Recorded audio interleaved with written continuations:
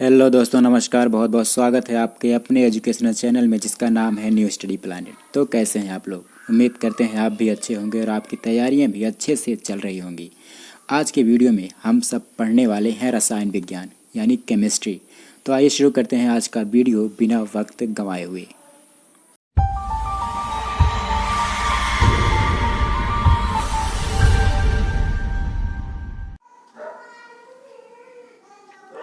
हमारा आज का पहला प्रश्न है, धनायन तब बनता है जब विकल्प हैं परमाणु इलेक्ट्रॉन ग्रहण करता है, परमाणु इलेक्ट्रॉन खोता है, परमाणु पर बाहर से धनावेश आता है या फिर परमाणु से प्रोटॉन बाहर निकलता है। कौन सा विकल्प यहाँ पे सही हो जाएगा? तो यहाँ पे जो सही विकल्प हो जाएगा विकल्प नंबर बी यहाँ पे सही है। परमाणु जब इलेक्ट्रॉन खोता है तब धनायन बनता है और वहीं पर जब परमाणु इलेक्ट्रॉन ग्रहण करता है तब ऋणायन बनता है। नेक्स्ट है, निम्नलिखित में से कौन एक यौगिक है? वायु, पारा, ओजोन या फिर अमोनिया। यहाँ पे जो सही उत्तर हो जाएगा विकल्प डी हो जाएगा, अमोनिया यानी NH3। ठीक है। यौगिक कौन होते हैं जिसमें दो भिन्न तत्व रासायनिक बंधों द्वारा जुड़े होते हैं? यहाँ पे नाइट्रोजन और हाइड्रोजन जो रासायनिक बंधों द्वारा जुड़े हैं, तो यहाँ पे ये अमोनिया जो है एक यौगिक है। बाकी वायु, पारा, ओजोन इसमें सिर्फ एक ही तत्व है, तो इसलिए ये यौगिक नहीं है बल्कि तत्व कहे जाएंगे। अगला प्रश्न है, कौन सा पदार्थ प्रकृति में तीनों अवस्थाओं में पाया जाता है? H2O, H2O2, NH3 या फिर SO2। यहाँ पे जो सही उत्तर हो जाएगा विकल्प ए हो जाएगा, H2O, जिसको हम क्या बोलते हैं? पानी या फिर जल। पानी ठोस अवस्था में भी पाया जाता है, द्रव अवस्था में भी पाया जाता है और गैसीय अवस्था में भी पाया जाता है।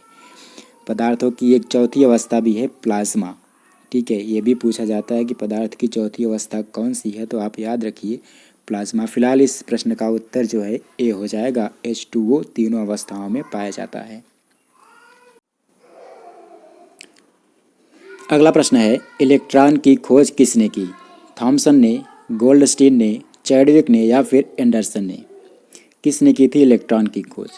यहाँ पे जो सही उत्तर हो जाएगा थॉमसन। थॉमसन ने इलेक्ट्रॉन की खोज की थी। अगर बात करें गोल्डस्टीन की, तो गोल्डस्टीन ने प्रोटॉन खोजा था, चैडविक ने न्यूट्रॉन की खोज की थी और एंडरसन ने पॉजिट्रॉन की खोज की थी। ठीक है।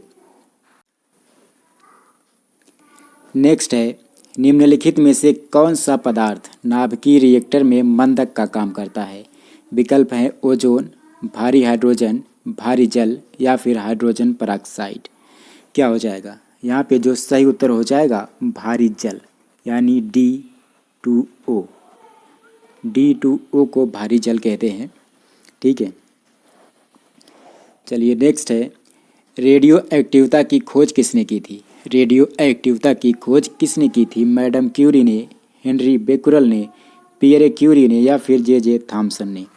तो यहाँ पे जो सही उत्तर हो जाएगा विकल्प नंबर बी हो जाएगा, हेनरी बेकुरल। मैडम क्यूरी के बारे में आप कंफ्यूज मत होइएगा। हेनरी बेकुरल ने रेडियो एक्टिवता की खोज की थी। रेडियो एक्टिवता शब्द का जो प्रयोग किया था वो मैडम क्यूरी ने किया था। ठीक है। मैडम क्यूरी के नाम पर ही रेडियो एक्टिवता का जो यूनिट है वो क्यूरी बनाया गया है। रेडियो एक्टिव तत्व 3 विकिरणों का उत्सर्जन करते हैं जिन्हें हम अल्फा, बीटा और गामा कहते हैं। ठीक। अगला है, लोहे पर जंग लगना किसका उदाहरण है? लोहे पर जंग लगना किसका उदाहरण है? विकल्प है ऑक्सीकरण, अवकरण, जल योजन या फिर हाइड्रोजनीकरण। क्या हो जाएगा?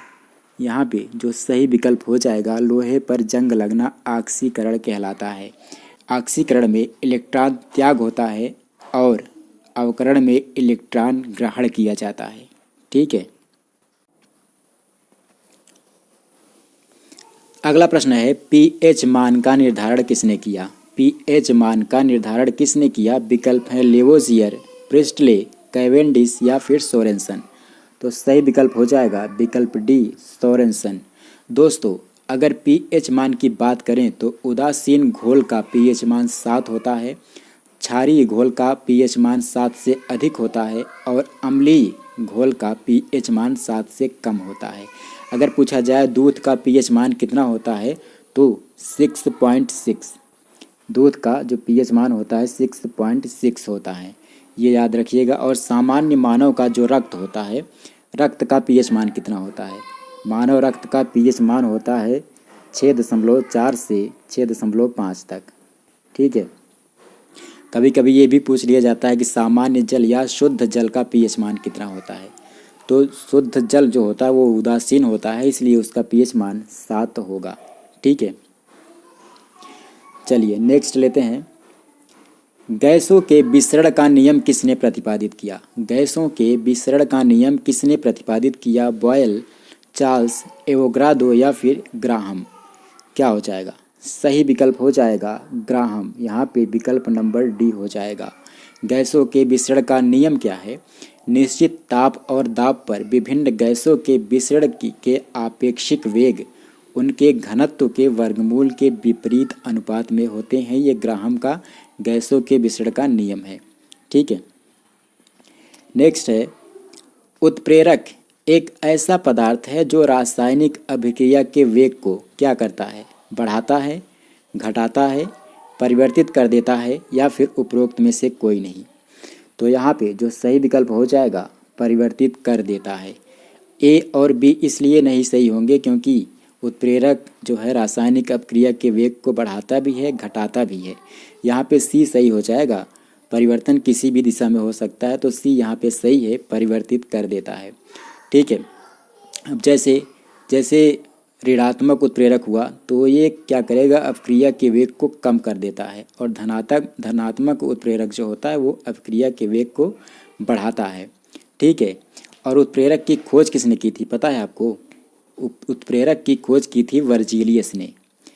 और एक और क्वेश्चन इसमें बनता है कि जैविक उत्प्रेरक कौन सा होता है? तो एंजाइम होता है।